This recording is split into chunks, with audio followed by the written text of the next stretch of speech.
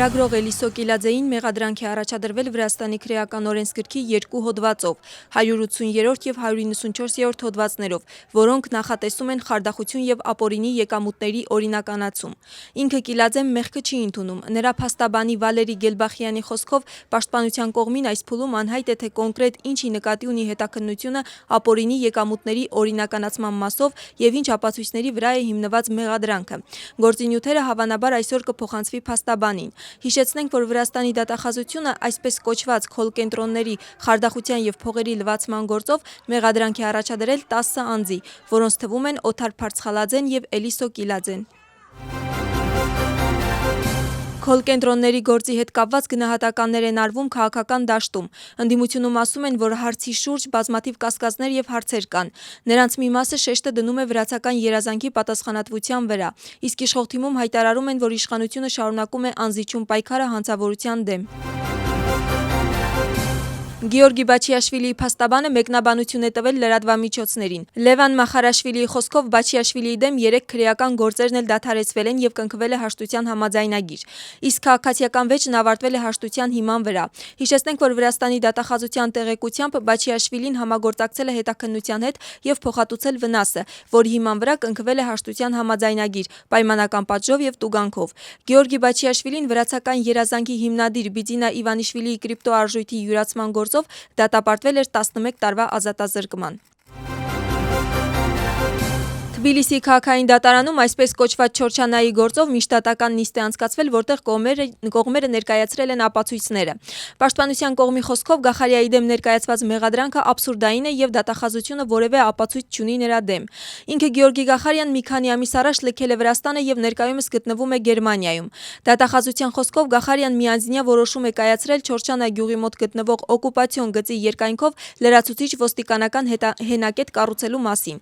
Արդյունքում այս որոշմամբ երկիրը տուժել է, մոտ 100 հեկտար անտառային տարածք հայտնվել է օկուպացիոն ուժերի վերահսկողության տակ։ Տեղի են ունեցել տարբեր անօրինական գործողություններ, ծանր զինտեխնիկայի տեղաշարժ դեպի բնակելի կետեր, ինչը կողմերի միջև ստեղծել է զինված ռազմական կոնֆլիկտի իրական վտանգ։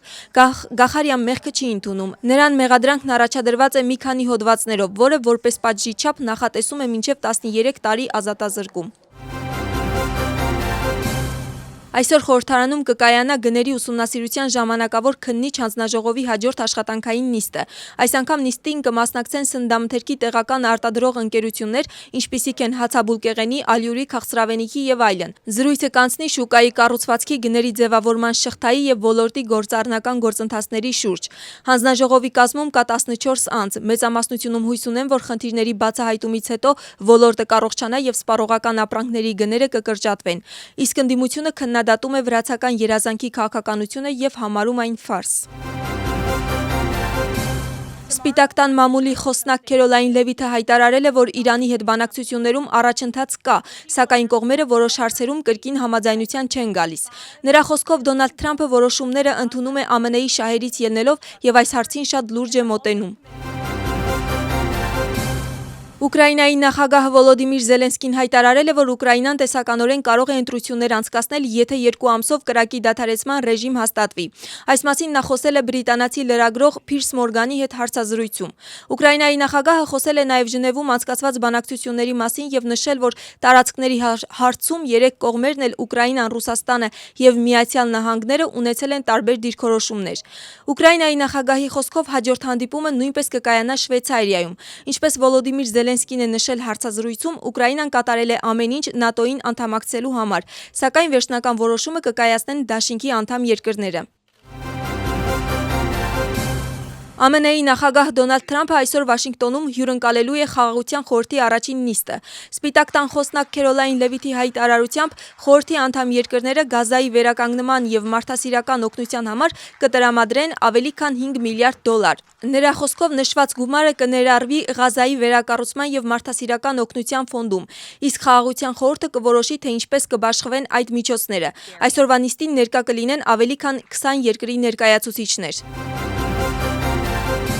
ՆԱՏՕ-ում ԱՄՆ-ի դեսպան Մեթյու Ուիտակերի հայտարարությամբ Միացյալ Նահանգները Եվրոպան չի լքում եւ աջակցում է դաշնակիցներին, սակայն նրա խոսքով նոր դարաշրջանում Եվրոպան ինքը պետք է հոգ տանի իր պաշտպանության մասին։ Նրա պարզաբանմամբ ԱՄՆ-ն շատ հարցեր ունի լուծելու, այդ թվում Չինաստանի ուժեղացումը եւ զարգացումները Մերձավոր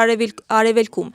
Հենց դրա համար էլ Ուիտակերը նշում է, որ Եվրոպան պետք է ուժեղացնի իր պաշտպանությունը սեփական մայրցամաքում։ Ներքին գործերի նախարարության կենտրոնական քրեական ոստիկանության վարչության եւ ֆինանսների նախարարության եկամուտների ծառայության մաքսային վարչության աշխատակիցները կանխել են առանձնապես խոշոր չափերով թմրանյութերի Վրաստան ապօրինի ներմուծման դեպք։ Ոստիկանությունը Թբիլիսիի միջազգային օդանավակայանի եւ սահմանային սարփի անցակետի տարածքում թմրանյութերի դեմ քրեական գործով ձերբակալել է Ուկրաինայի, Թուրքիայի եւ Ամերիկայի քաղաքացիների։ Իրավապահները մեղադրյալների անձնական եւ ուղևորային պայուսակների ստուգման ժամանակ արգրավել են տարբեր տեսակի թմրանյութեր եւ հոգեմետ նյութեր, այդ թվում մինչեւ 300 գրամ կոկաին, ինչպես նաեւ մեթադոն եւ հոգեմետ նյութ պարունակող 350 հապ, որպես իրեղեն ապացույց։ Հանցագործությունը նախատեսում է մինչեւ 20 տարվա կամ ցմահ ազատազրկում։